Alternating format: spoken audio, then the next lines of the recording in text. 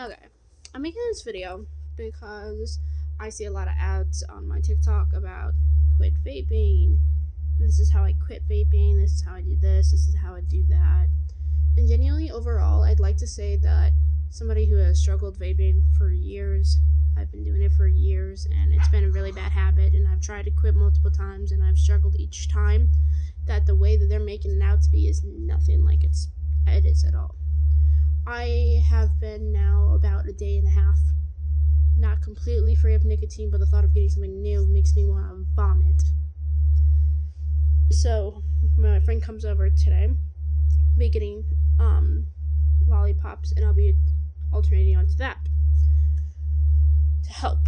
Because every time I choose to hit my vape now, it feels like there is my stomach is clenching, and I want to throw up. So, for those who I see on my For You page of, oh, this is how I quit nicotine, and oh, it really wasn't that hard. So people who are struggling, you're over exaggerating. It's been difficult. I've tried 5 or 6 times, and I went immediately right back to as soon as I got anxious, as soon as something set me off. I'm anxious still. Like, I'm finally getting a job after 6 months of not having one. I am extremely anxious.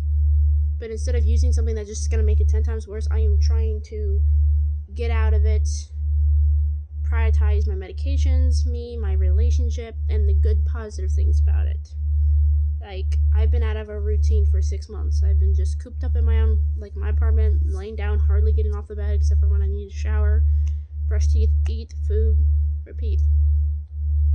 That ain't much of a life, and it's definitely not good for somebody's mental state. So I'm just here to spread awareness that it is not impossible to get off of it, and also that routines do matter. And no matter how much you might wish and pray that, holy moly, I wish I never had a job, I wish I could just sit at home and do nothing all day, take it from somebody who sits at home and does nothing all day for 6 months straight. It's not good for you. It's not. I had a hard time trying to keep a day, like, which day is it, what day of the week is it, what month is it.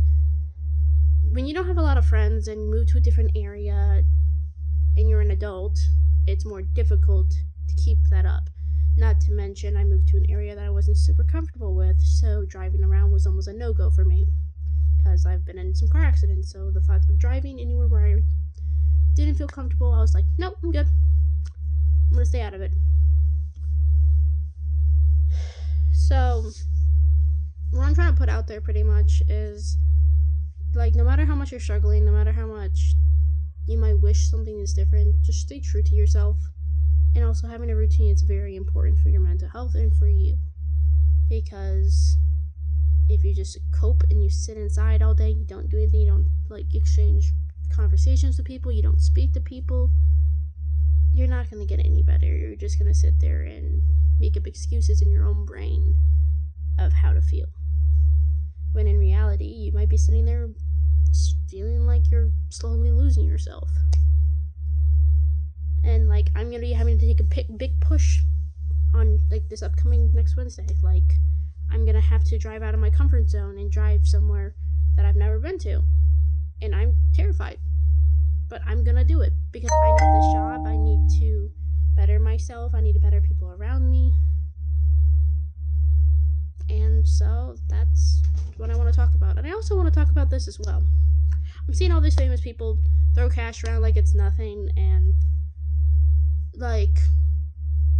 flaunting about it and showing off their designer clothes or their nails or everything like that. And I grew up in a pretty financially stable home. I will say that for a fact. But never once does my mindset immediately go to where if I was rich, I'm going to be buying this purse, this laptop, this thing, this, and this, and this, and this. As an adult, my mind immediately goes to, okay, this is my house that I want to build and or buy a house. And then the second thing they would go to is probably stuff for my pets that I own, and also a family that I want to start, and also genuine needs. Because honestly, with society being the way that it is, needs are more important than anything right now. And also, Like, I've made jokes before already. Like, if I was rich, half my money would go to food. I'm actually being genuinely serious. It probably would, because I don't care about designer stuff or things that you can flaunt off to the internet about. I care about needs over wants. So, like, eating is important. So, genuinely, I probably would choose food over anything in the world. Plus, also, it makes me happy. But I also realized the more that I have my followers, I got these followers that I have when Musical.ly used to be a thing. Musical.ly's kind of died off. So my follower count's still pretty high, but my likes are not, which is fine. And I'm starting to realize that maybe I don't want to become famous. Maybe I don't want to put my energy into all this anymore.